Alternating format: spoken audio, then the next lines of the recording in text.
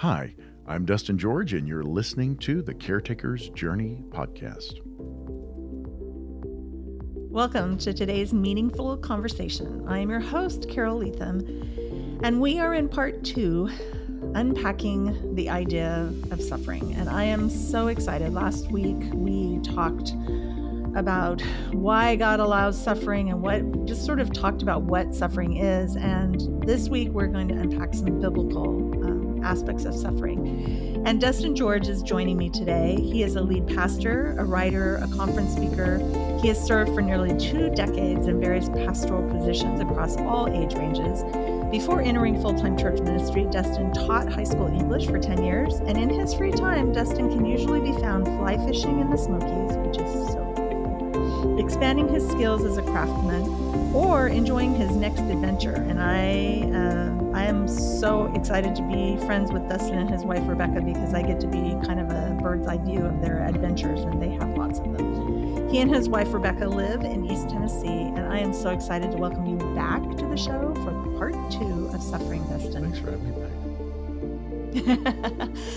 As I told you guys last week, I've always wanted to do this podcast because I get asked these same questions, and I'm going to tell you what these questions are again. And if you haven't listened to episode 1, you need to go back and listen to it.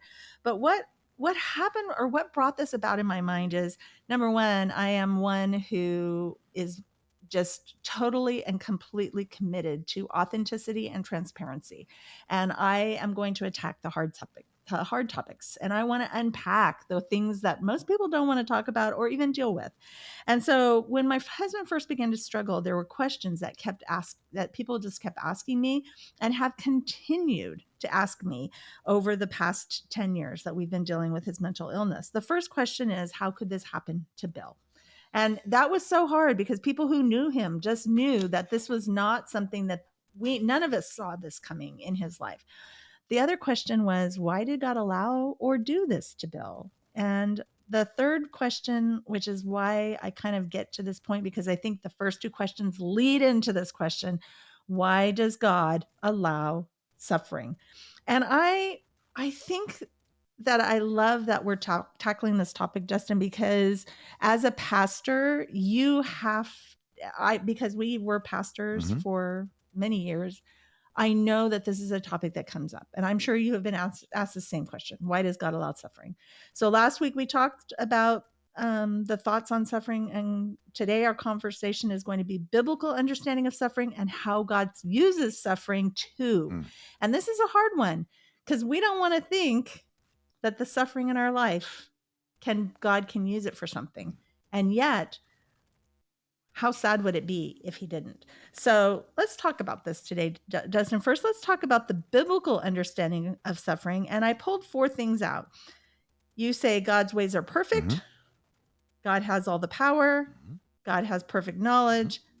Let's just start unpacking. There's several of them. Let's just go to the first one. God's ways are perfect. Okay. Well, and first of all, and as you encouraged your listeners to go back and listen to the episode before this one, because it'll make much more sense, the context. Yes, it will. Yeah. One of the things that we talked about last episode was that sometimes people deny the existence of God because of suffering. They say suffering exists, therefore God cannot exist.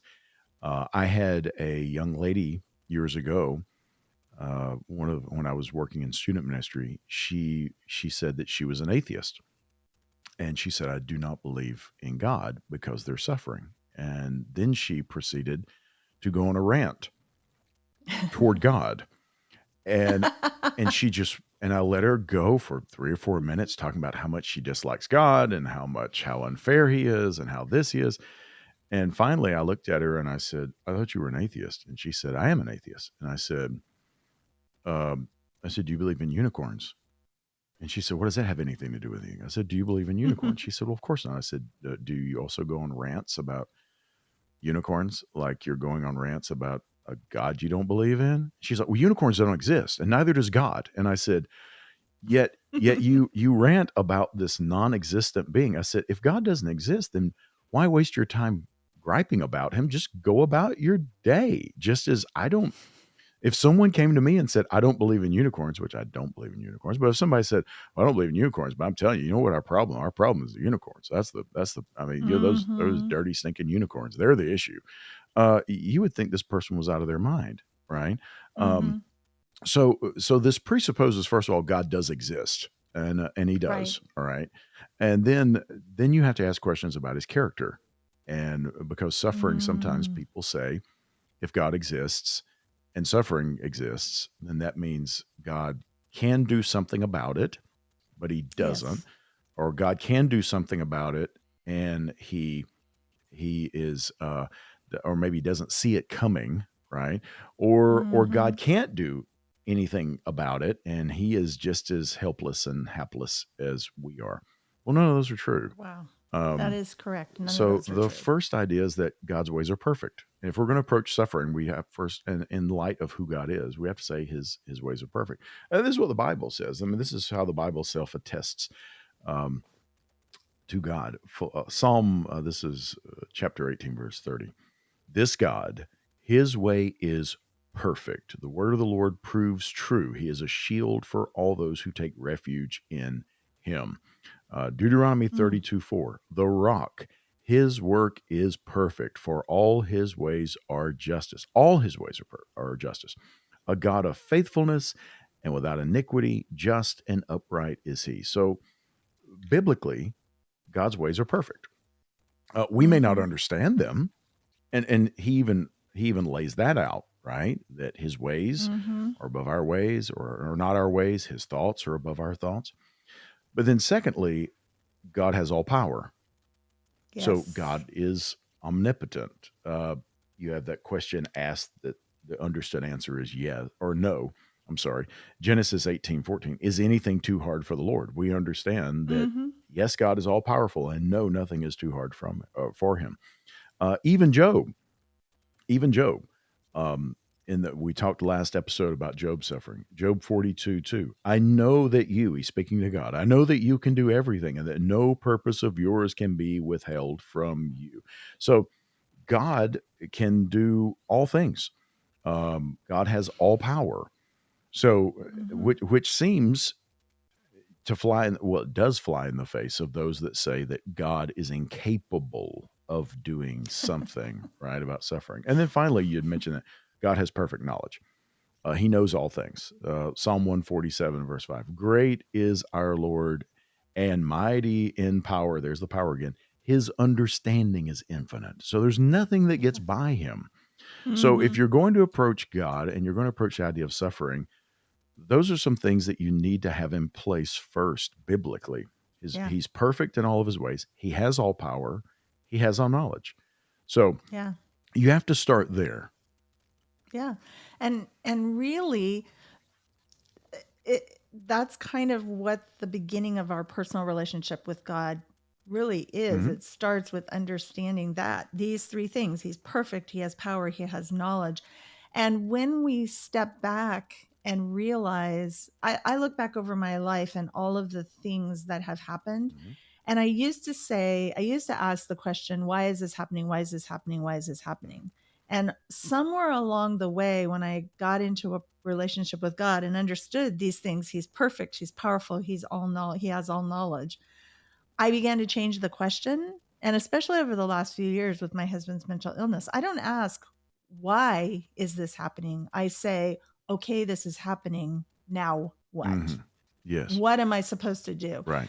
And that's really where this whole Caretaker's Journey ministry, the podcast, everything was born out of that question. This is a part of my life. Hmm. And really, when I started looking back, I began caretaking at 9 Mm. with my mom and my siblings. And it's not stopped, Mm. and it's just kind of picked up speed since then. And now I sit here and I look and I say, oh, all of these things help me understand because I feel it. I know what it's like Hmm. to be in the trenches of caregiving. And I laugh because somebody said to me, well, I don't know if there's a market for this. And then I laugh again and go, well, there's 55 million of us. And so the thing that really comforts me is there is not one moment where God says, oh, I didn't see that coming. Sure.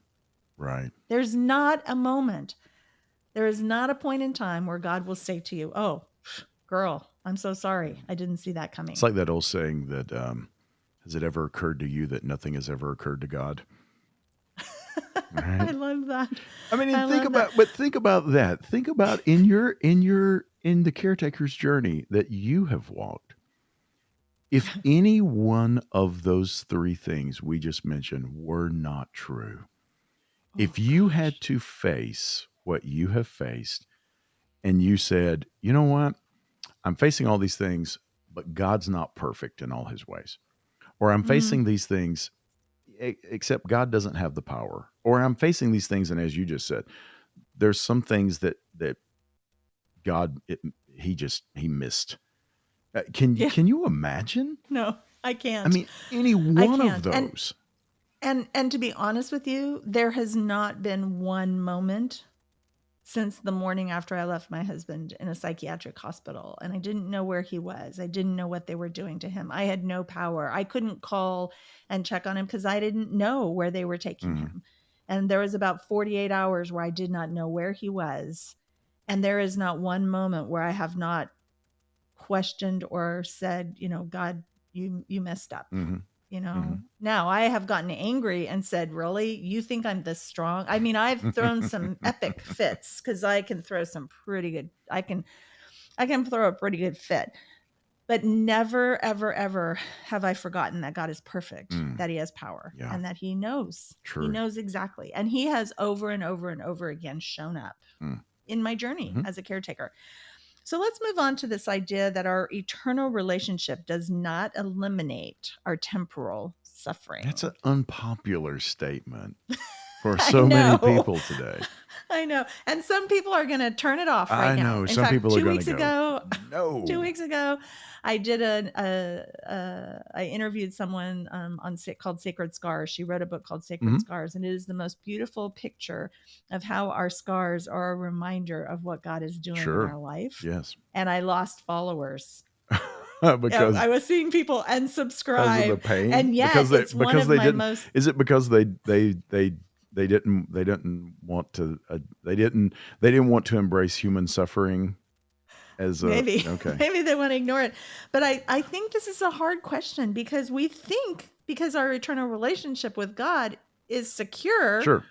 that it should Should eliminate our eliminate. temporal So suffering, here's the and verse. it doesn't. Here's a couple of verses that I go to. Right, Philippians 1:29. Good For it one. has been granted. Less I time love that out. word, granted. Granted, I given, love that.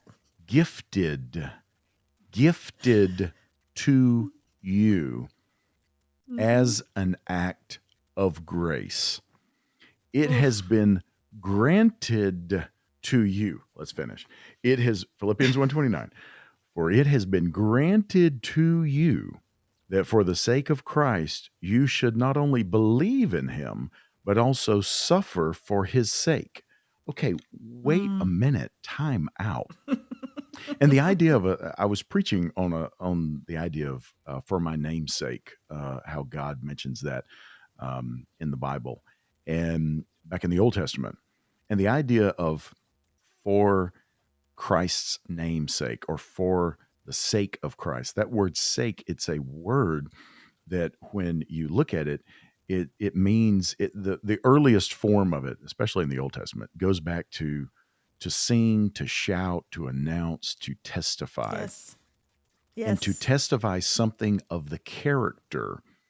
And Mm. so here we have Paul saying, for the sake of Christ, to sing, to shout, to testify, to announce, to proclaim something of the character of Christ, it has been gifted to you to suffer Yes. for Yes. his character, for his name's sake. I mean, that's there. And Mhm. some people, I find it odd that some people try to circumvent that and they say, no, no, no, that does that doesn't work. Well, it's like when you find that the apostles run into difficulty and they are you know they're persecuted and all sorts of other stuff, and then they make the statement that it's through that pain and it's through many tribulations that we enter the kingdom. It's like, Ugh. wait, what? Like that is Mm-hmm. part and parcel of the whole redemptive plan is now human suffering. Um, Yeah. that it becomes a redemptive force. And in the words of Jesus, John 16:33, I have said these things to you that in me you may have peace. In the world you will have tribulation, but take heart, I have overcome the world.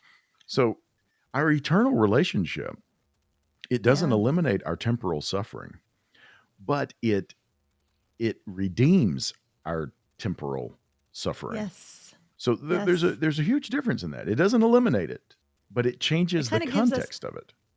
oh, totally. And it kind of leads into the next point, which is God works his purpose Mm, in all things, including our suffering. absolutely. And I think that's hard for us because we don't want to have this picture of God using suffering. And really what we're talking about kind of flies in the face of the prosperity gospel, Hmm. because when you follow prosperity gospel, what you're doing is you're drawing a line in the sand that says, well, if I'm blessed, then I'm going to prosper. Sure. But if I'm suffering, then I must have done something to make God mad. And that is another question that I have been asked. Mm, What did you do to make God so mad at you? mm, And I'm like, not quite sure. mm. Not quite sure that I even understand or believe. You know, because I'm a sinful person. I'm not perfect, and I need a redeeming Sure. God. And so, I don't know. So let's talk about that for a second. Yeah, that God works his How does he? purposes. Yeah. Yeah. Well, Oh. it reminds me there was a one of the churches I served at years ago. There was a woman in a Wednesday night Bible study. She was talking to me. I think I had preached on a topic of suffering in that Bible study. She came up to me and she had been recently diagnosed with kind of a strange, almost necessarily rare, but it was not that common a form of cancer. And they were trying to give her treatments, and she wasn't really responding as well as they had anticipated or well as they had hoped. And some other person at the same church, large church, came to my friend and just said, again, Job's comforters came to her and said, have you ever Gotta wondered love why those. God let this happen to you? Wow. And she said, my initial thought was, I'm very angry at this question. Mm-hmm. She said, but then I looked at the person and I said, no. The question that I would ask is, why not? Why Yeah. not? What makes me special? What makes me Mm-hmm. think I'm exempt? Why would you think you're exempt? And so she turns it around and starts talking to this individual Mm-hmm. and says, and then she ended with, but I know that God can work this for his purposes. And that goes Mm-hmm. back, we quote this a lot, right? Romans 8:28. And Yes. we know that for those who love God, all things work together for good for those who are called according to his purpose. Well, but it says all things work together for good, meaning Mm-hmm. not all things are good. They work Right. together for good. And that's the other aspect of it. If you take your suffering by itself and you don't put it in the overall redemptive context of God, Right. then you have Right. this little island of pain out there by itself. Mm-hmm. Nothing else is on the map. It's just out there, and that's all that occupies that topography of your life. Then Mm-hmm. it's not going to make sense, at least not to you. Right. But when you Right. realize that God works all things together, the good, the bad, the light, the dark, the Mm-hmm. difficulty, the joys. He weaves all of that together for good, for a larger redemptive purpose that we can't get our heads around because we're finite That is created so, beings. oh, so Not only good. finite created beings, finite fallen beings Mm-hmm. that are redeemed, and we're in the process of sanctification. But we do not fully comprehend the reality, the spiritual reality that is at work around us. We don't fully understand that. We can't fully understand Yeah. God's ways. And so Right. with God, he's going to take all things and he's going to work them together. And he works them together. It's not worked in solitary fashion.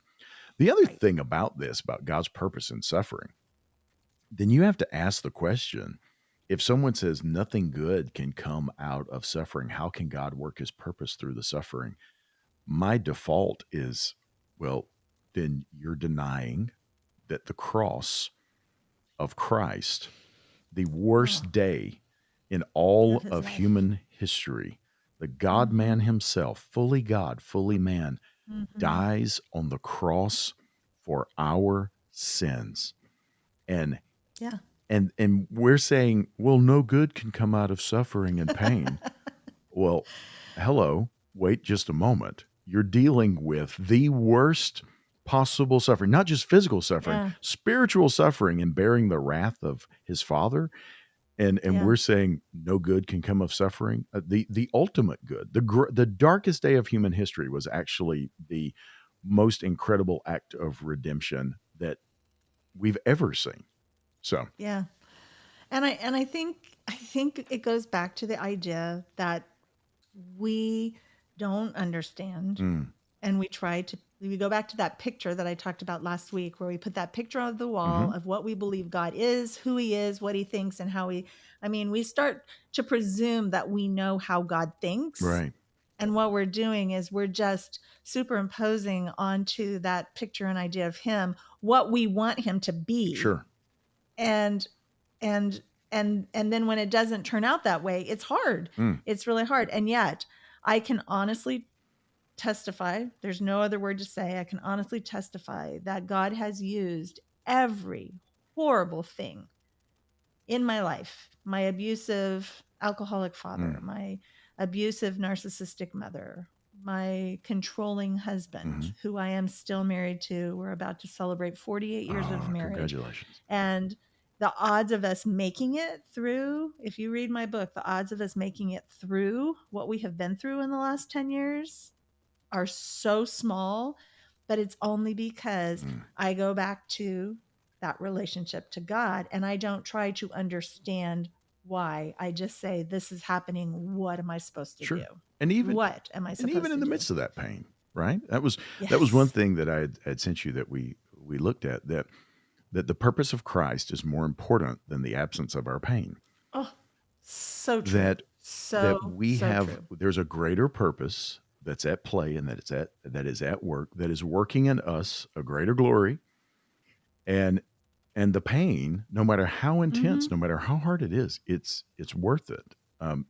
Yeah. You're very close with my wife Rebecca, and Yes. when Rebecca and I were we were engaged, we hadn't gotten married yet, and I was going to go to Memphis and watch her run the Memphis half marathon. So she was still living in Knoxville, and we were going to meet in Memphis, and I was going to watch her run the marathon. Well, so she had trained, she had Mm-hmm. eaten right, she had done all this stuff, and so here I am, right? And I'm more of the slow athleticism. Like, I will pick up heavy things, I'll hike, I'll do. I That's am me. Yeah, I'm right. I not a mean, runner. I'm not a runner. I told people No. that's why I became a black belt and then an instructor in martial arts, was so I don't have to run, You right? Like, don't have to I'm not run. gonna I don't want to. I would rather just stand and fight you. I'm not gonna run, for goodness sake. No, I hate running that much. I'm But going to be a possum. I'm going to just right, lay just down gonna and lay play down dead. and play dead. And so we're in Memphis, and Rebecca runs, and they have little chips inside of their running bibs, Yes. Yes. so that if you download the app, you can look real Yeah. time as to where whatever particular runner is on the course. So we're in Memphis, right? Downtown Memphis. They're running all through downtown Memphis. And so Rebecca's running, and I'm looking at my phone and I'm seeing where she is. And so I'm like, I got time. I want to go over here to this corner and cheer her on. But I got time to stop and get some barbecue here in Memphis. So I'm dead serious. So I would go and I would eat a barbecue sandwich. And then on my way, I would like, can I get this to go? And I would get the barbecue sandwich and I'd start eating it, and I'd drink my sweet tea, go down to the corner. I'm like, yay, yay, holding up my barbecue sandwich. Yeah, run, babe. You got it. You got this. Yeah, great job. Then I eat, and then I'm like, well, I got time to go to the Peabody and get one of those little key lime pies that they have downstairs in the dessert area, right? And down the mezzanine, down the lower level, I got time for that. So I'd go get a key lime pie, sit there, eat my key lime pie. Then I would go, okay, I'm gonna, I'm looking at my watch, I'm looking at my phone, and I'm like, go to another corner. Like, yeah, you're great, you're doing great, while I'm wiping key lime Key lime graham pie up your beard. cracker crumbs from my beard. And so I finally find out, okay, I'm looking at where she is. And so I look at where the finish line is, and I go to the finish line. And here I am full of key lime pie and barbecue and sweet tea, and they've got music playing. And of course, they're looking at the same app in the grandstand or in the announcer stand that Yeah. I'm looking at. So they can say, rounding the bend down at the end of the street, there's runner number 535. It's, insert, John Doe, and he's breaking his personal best time. Da, da, da, da, da. Everybody's going crazy and the band's playing and there's all this excitement. And I'm getting so caught up in this. And I'm thinking, this is really kind of cool. I'd never seen the finish line at one of these places. And I'm thinking, and I'm still waiting on Rebecca. And I'm like, this is this is so much enthusiasm and just love and just everybody's just, and then I see this guy run in, and he's got this pained look on his face, and he comes running in. He crosses the finish line. He throws his arms up, and then he throws up all over himself. Yep. And I was like, okay. And then a few minutes later, a guy runs through, collapses. They put him in a wheelchair, and they kind of cart him off. And I'm thinking, I don't want to do that, right? But then Rebecca, Rebecca runs through. And she's, and she's exhausted, and she's like all pale, and she's sweaty, and she's trembling, and we have to get some carbs into her and everything.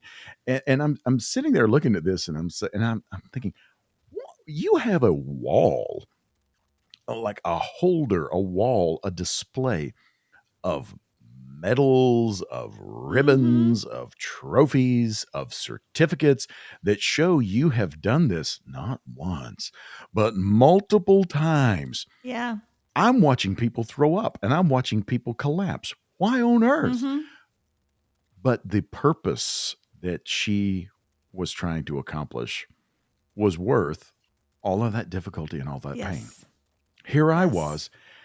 I'm not experiencing that purpose. Right. I'm experiencing the luxury, right, of key lime pie, barbecue sandwiches, and sweet tea in Memphis. I'm not on the field. I'm not on the track. I'm not running. I did not get a ribbon for barbecue eating that day. Could have made one, but did not get one. And in the same way, when people say, I don't understand how the pain can have purpose, when you're in it, and you see it redeemed, and you understand biblically that God is in the work of redeeming our worst, darkest days for his glory, then you recognize his glory, his purpose is worth any amount of pain. Oh, absolutely. And this kind of leads into the topic that we're going to close out these two episodes on. And it makes me think, I just finished writing a message that I'm going to speak at a couple of churches in the coming months. And when I was praying about what God wanted me to say, and this idea of how all of this chaos is going on in our world, God led me to this thought one morning in my quiet time. And the thought was this, that he said, and I just get these impressions of God speaking. I don't know if he speaks audibly to me, but I just get these very clear impressions. It's all from the moment I met him at 16, it's never changed. And I would say that it is almost like God is speaking out loud to me, although I don't think that there's an audible voice. But what God said to me that morning, I was sitting in this room right now in this chair, just doing some quiet time and contemplating God. And he said to me, Carole, you have become a consumer, not a cultivator. And a consumer goes out and just consumes everything. Right. Like you're consuming barbecue, you're Sure. consuming sweet tea, you're consuming key lime pie, which I love all of those Mm-hmm. things. And when I go to Memphis in a few months, I'm going to probably have to go and do all of those three things. Well, maybe not the sweet tea. We'll see. But when we talk about being consumer, there's no purpose. We're not building it up. We're consuming. It's about us. It's about us. Right. But when we become a cultivator, then we start to look at the pain and we start to look at the suffering and we start to look at the reason Rebecca is running this race. Yeah. And we're cultivating our relationship with God. We're using that to cultivate others' relationships. We're using all of that.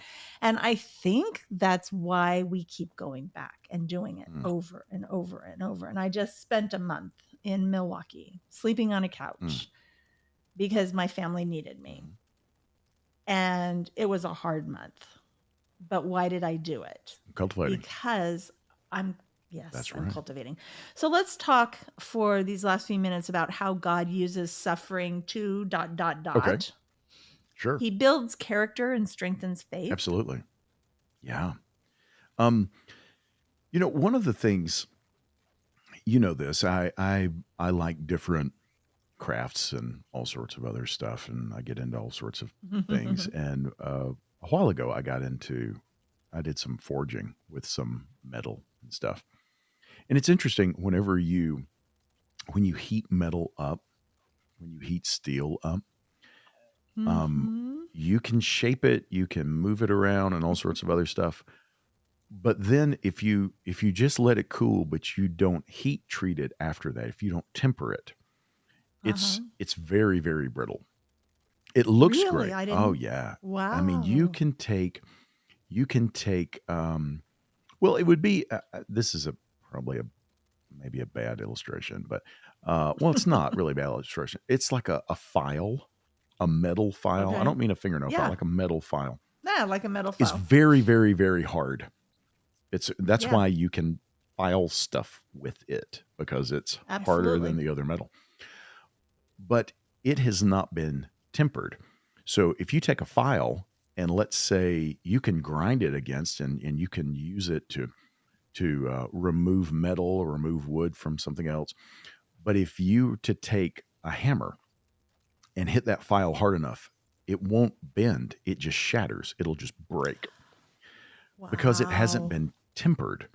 And I like this. And one of the ways that you temper it is that you heat it up and then you let it go through a cycle of cooling, and you heat it up again, and you keep it at this cycle, this thermocycling as it's called.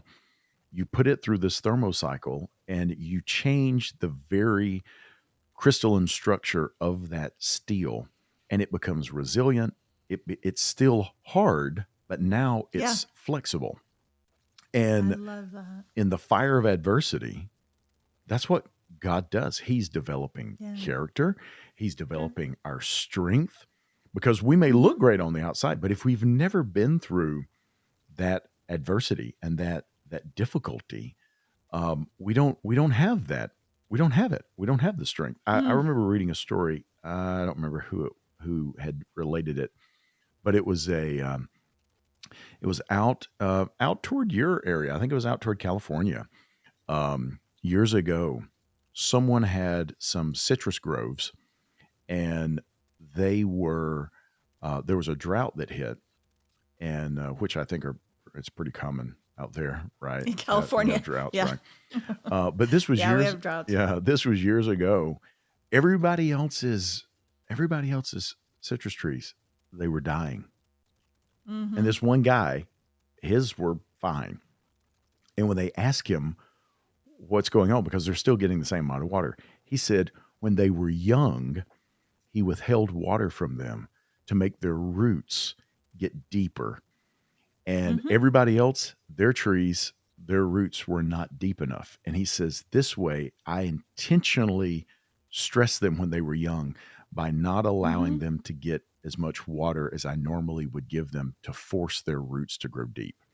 And so in the same way, God God does just that. This is in James chapter 1, verse 2. Count it all joys, my brothers.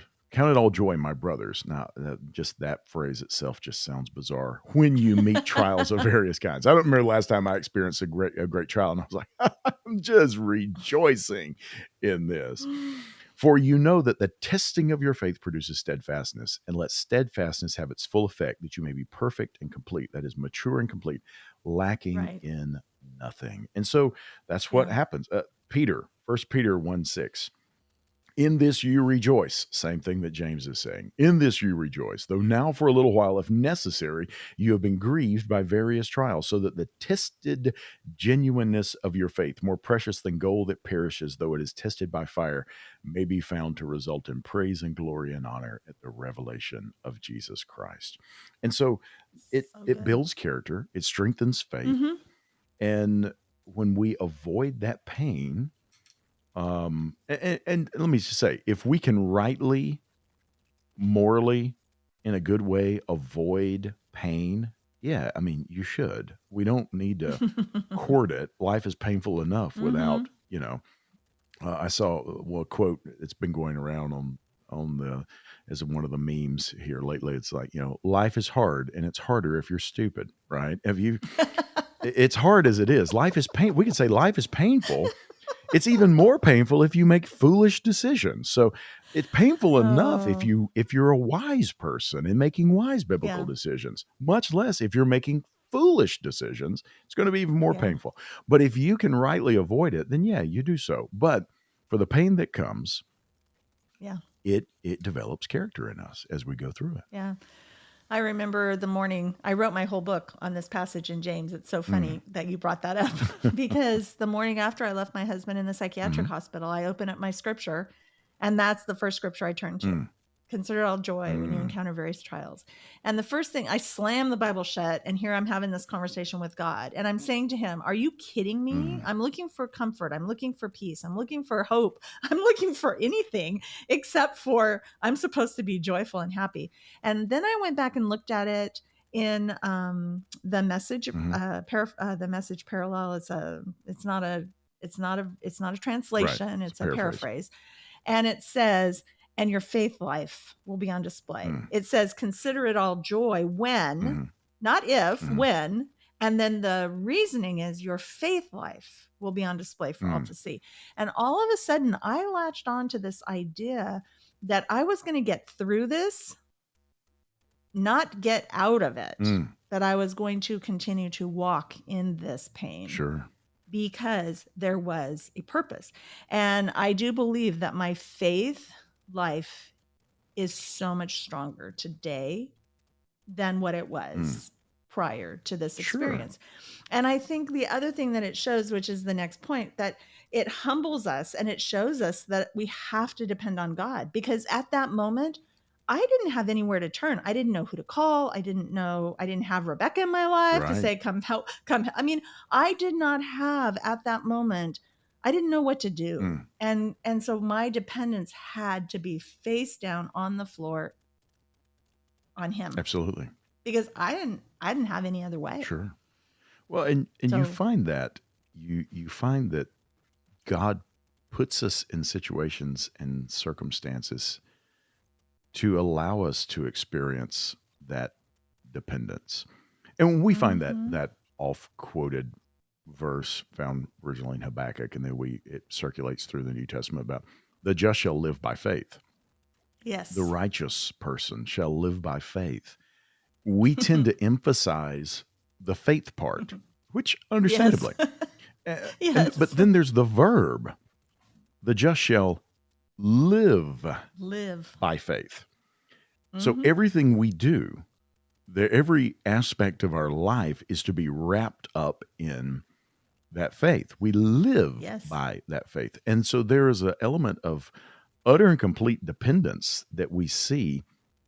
We should be able to see that on a day-to-day basis, but in the midst of suffering, we really see that. One of my go-to passages whenever I've experienced pain in the past and even in the present is Psalm 77. I go to Psalm 77. I read Psalm 77 a lot. It's a psalm of Asaph. We don't know exactly what he's going through. We just know it's bad. And I love this. I love this grammatical switch that takes place. He starts out in verse 1, I cry aloud to God, and he will hear me. In the day of my Mm, trouble, I seek the Lord. In the night, my hand is stretched out without wearying. My soul refuses to be comforted. When I remember God, I moan. When I meditate, my spirit faints. You hold my eyelids open. He's not sleeping. I am so troubled that I cannot speak. I consider the days of old, the years long ago. I said, let me remember my song in the night. Let me meditate in my heart. Then my spirit made a diligent search. Will the Lord spurn forever and never again be favorable? Has his steadfast love forever ceased? Are his promises at an end for all time? Has God forgotten to be gracious? Has he in anger shut up his compassion? Then I mm, said, I will appeal to this, the years of the right hand of the Most High. And then here's what happens. He's been talking about all in these first verses. It's in the day of my trouble, I seek the Lord. In the yes, night, my hand. This is that whole my consumer hand. thing, right? The consumerism. My soul refuses to be comforted. When I remember God, I moan. When I meditate, my spirit faints. You hold my eyelids open. I am so troubled. I cannot speak. I consider the days of old. Let me remember my song in light. Let me meditate in my heart. Then my spirit Yes. made a diligent search. And then you get down to verse 11, and there's a shift. Yeah. There's a shift. I will remember the deeds of the Lord. Yes, I will remember your wonders of old. I will Yep. ponder all your work and meditate on your mighty deeds. Your way, O God, is holy. What God is great like our God? You are the Mm, God who works wonders. You have made known your might among the peoples. So he reaches this point in his thinking. I'm going to remember the years of the Most High. I'm going to remember the faithfulness of yeah. God. And then his focus shifts from me, my, I, Right. to you, You. your. And he Mm-hmm. understands his dependence upon this Mm-hmm. God because his suffering Yeah. is viewed through a God focused lens rather than a self Right. focused lens. If you focus it upon Correct. yourself, it's never going to Yeah. make sense. It's going to Yeah. lead you to Oh, deeper absolutely. despair. Oh, absolutely. I'm constantly reminding myself when I start to go through the narrative in my mind, I can tell when I'm starting to cycle Mm, down by the narrative that's going into my mind. Why is this happening to me? I didn't sign up for this. I don't deserve this. This is not fair. All of those statements start sure. circling in my mind. And the minute that happens, I stop because I realize my focus is on me and my pain Absolutely. and not on God, which leads us to the next point, Mm, which is I have come to understand, and I brought this up a little bit when I talked about James, when he says in the message, and your faith life will be on mm, display for all to see. More than my faith life, what I believe people see when they look at my journey and they start to hear how God did this and God did this and God did this is that he is bringing glory to himself. yes. He is revealing more about his character and his power and how much he loves us and wants to be in relationship with Mm, us. I mean, go back to the picture of we talked about I think last week in Genesis where Adam and Eve are in the garden and they get kicked out. hmm Well, they didn't follow the one rule God set up. There was consequences. He put them out into suffering and pain, but he spends the entire rest of the mm, scripture trying to restore that hmm relationship and show his Absolutely. power and character. Absolutely. And you So I kind of answered that for you. no, Sorry. no, that's great. Because when people say, "Why doesn't God do something about human suffering?" He Yeah, he he did. he He did. sent Christ to die for our sins. He did the ultimate. He Yeah. he he addressed the very root cause of all of our suffering. He did. Hmm. So when Yeah. someone says, "Well, why He's doesn't God do something?" He's he done the did. greatest thing. Well, he kind of made sense of it all. I Yes. mean, if you don't look at it through the lens of God and who he is, his character and his power, it's not going to make Sure. sense. But if you do, then all of a sudden, I feel like it kind of comes back into focus. Well, and I think go And ahead, I'm sorry. go I'm ahead. No, talking over you. go ahead. And No. and I think that that's what happens. We start adopting this wrong view of it Mm-hmm. when we are focused more upon our physical, mental, emotional pain, which I'm not detracting from it. It's real, Right. it's I heavy, agree. it's a Yes. burden. It So will heavy. crush you without Mm-hmm. the strength that's offered through Christ. But we focus more upon that as the problem than our sin before a holy God being the problem. And so Mm-hmm. we always ask God, why are you a good God? Why would you allow this suffering in my Yeah. life? We seldom ask the question, good holy God, how does my sin grieve your heart? We don't ask that. Mm-hmm. What kind of what Right. kind of what kind of grief do I bring you, God, because of my sin? No, no, no. It's always like, well, God, I mean, you should be doing something about this. And he does it for his glory. But our suffering Yes. is not going to make any sense if it's not attached to ultimately the glory of God. It's not going to make sense. Right. It won't have a Right. purpose. Which Right, which brings us to the last Mhm. point of how God uses suffering too, and that is it points our minds and hearts towards the expectation of the coming restoration, that ultimate goal of living with him Yes, in heaven when everything is made perfect absolutely. and we're no longer a sinful creature. Oh, and when people have talked to me about this before with my preaching and my writing, I had a buddy of mine. He told me this. He said, "You know that pastors have certain themes that they keep revisiting." And I said, "I've never really thought about that, but I mean, and I'm just thinking biblically. Well, sure." Yeah. And he said, "No." He said, "You know what one of yours is?" And I said, "Well, I'm a little afraid to ask, but Yeah. okay." He said, "Restoration." He said, Yeah. "You talk so much about how God is currently restoring the universe and bringing it back toward his ultimate Mm, goal of everything being united in Christ and how he is yeah. restoring things by the power of Jesus." And I said, "Well, yeah." And he said, "Yeah, but I don't think you understand how much you talk about that." And I said, "Well, Mhm. maybe I don't really think through every time I'm saying it, but yeah, it's on my mind a lot because we live in a broken Mhm. world." I Yeah. love this. I mean, creation one day is going to be restored to its glorious state, right? And you have in Revelation 21:4. Mm. And this is future. I mean, this is for the Yeah. whole prosperity gospel thing. This is something that is future tense. It will Right. happen, not here and now. Yeah. We get Not glimpses today. of it here and now, but never in Right. the fullness. And God will wipe away every tear from their eyes. There shall be no more Mm. death, nor sorrow, nor crying. There shall be no more pain, for the former things have passed away. So this is this very idea that the the presence of suffering, Mhm. it highlights not only human sinfulness Yeah. and human depravity, but it also highlights the hope presented and the sacrifice of Yes. Christ made Yes. upon the very behalf of that sinfulness Mhm. and the rest that is found only in him. So when we see Ugh. pain and we say, "Oh, this pain, it's so heavy, it's so burdensome." Yes.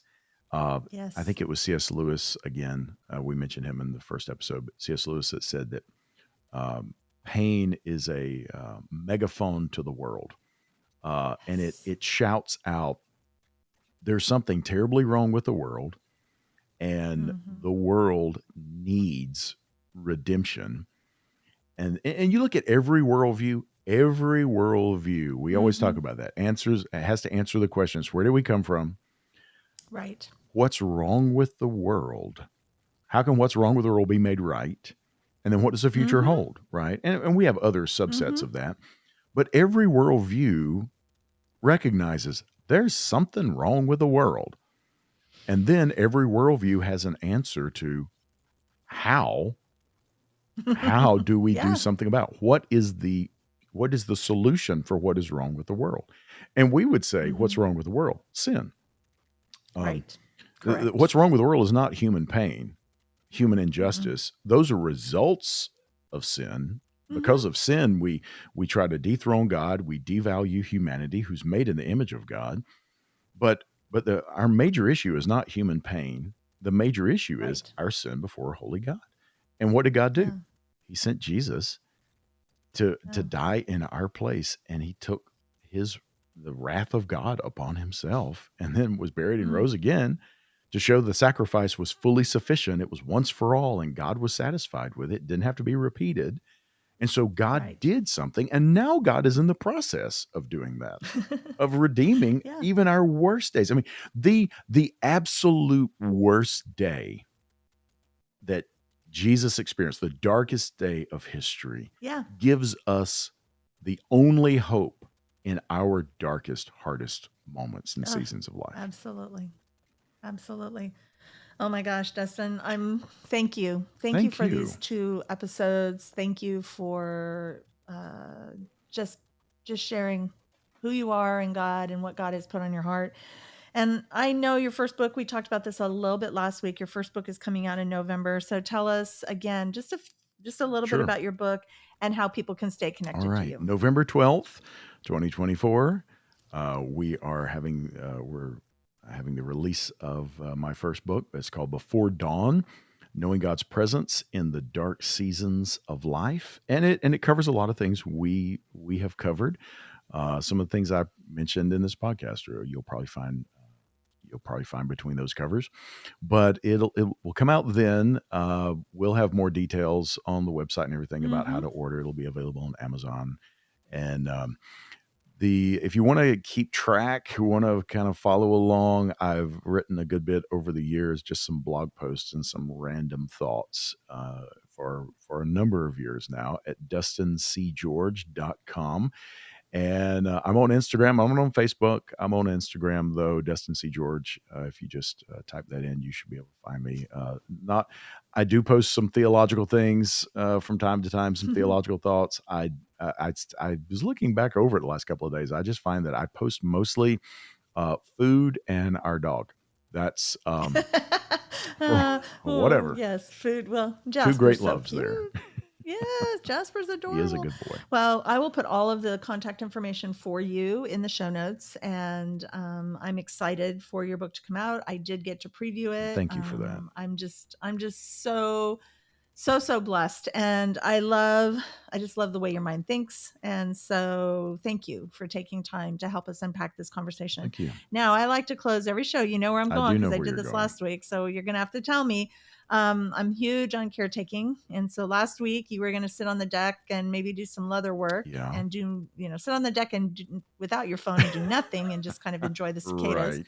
Which a friend of mine in North Carolina or South Carolina sent me a recording of the cicadas because we don't have those in Oh. California. And then I went and looked up what a cicada is. And I was like, I don't know if I could enjoy this noise as much now that I've seen what it Yeah. actually It looks reminds like. me of It's my kind of a childhood down in the South when I would hear them. but it's beautiful. It's a beautiful, It can relaxing be noise. in certain It doses. can be. In certain doses. I mean, and haven't we all felt like climbing a tree and just screaming at the top of our lungs all day long from time to time? So Yes. I can't Yes. fault them, right? They've been in the I dark for a may number of years. I may have in my I childhood might done have done just that too. exactly that. Climbed to the top of a tree and screamed. So Dustin, what are you going to do in the next 24 hours to take care of you? Probably in the next 24 hours, I'm going to find some time. There's a coffee house you've been to here in Maryville, Vienna. Tennessee, Vienna Coffee House. Vienna coffee. I take many vacations to Vienna, the coffee house, not Austria. Yeah. But that's not really a mini vacation. I'll be back. I'm headed to Austria for the afternoon. But I take Yeah. little mini vacations, and they have this great patio out back Yes. that looks out over a little creek called Pistol Creek. It's running right Yep. down through the middle of downtown. And I know exactly where it will is. get a coffee, and I will go and I will either sit out on the patio, or they have some leather chairs in there that I love that actually that little area was where I wrote a good portion of the things that I've written over the years. We're snuggled up I in a love corner it. there. So my plan is I'm going to take at some point in time in the next 24 hours a little mini vacation to Vienna, the coffee house, not the city, and drink some coffee and just be still. I love it. I love it. I love it. Well, thank you for joining me today and for encouraging the caregivers who are listening. This idea of suffering is one that's really hard for us to unpack and Mm. comprehend. And so I just pray and hope that as you have listened to these episodes, that maybe it has given you a little bit more clarity, a little bit more comfort, a little more understanding of what suffering looks like and the purpose that God has in it. And I appreciate each of you who listen. Our journey as caretakers can be really hard, and we can get caught up in so many chaotic emotions. And I know that my caretaking is on overload right now. And there are mornings where I get out of bed and I'm just thankful that I don't have a text message or a voicemail from an assisted living nurse that's telling me my mom's having a problem. And I know that there's a tendency to isolate and feel alone. And I want you to hear me when I say this, caregivers, that you're not alone. There's 55 million of us in the US. And yes, that means I'm one, you're one. There's so many of us. That means we're not alone. And if you would like to know more about my personal caretaking journey, the links to my website, social media, and my book, Are You Ready to Find Joy When Life Gets Messy, will be in the show notes as well. And I will be back next week for another meaningful conversation about what the caretaker's journey looks like. And until then,